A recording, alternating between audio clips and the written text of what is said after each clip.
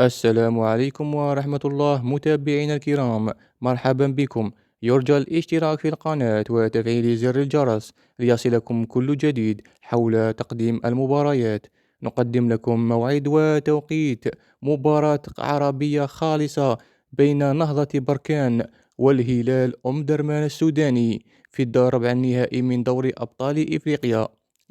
وتأهل نادي نهضة بركان إلى هذا الدور بعد احتلاله المركز الثاني ب10 نقاط في المجموعة الأولى، بينما تأهل نادي هلال درمان كمتصدر لمجموعته المجموعة الثالثة ب11 نقطة. المباراة بين نهضة بركان وهلال درمان تلعب يوم السبت 14 مارس 2026 بداية من الساعة 11 ليلا بتوقيت الجزائر تونس والمغرب، وعلى 12 ليلا بتوقيت السودان ومصر، وتنقل على قنوات بي ان سبور القطرية.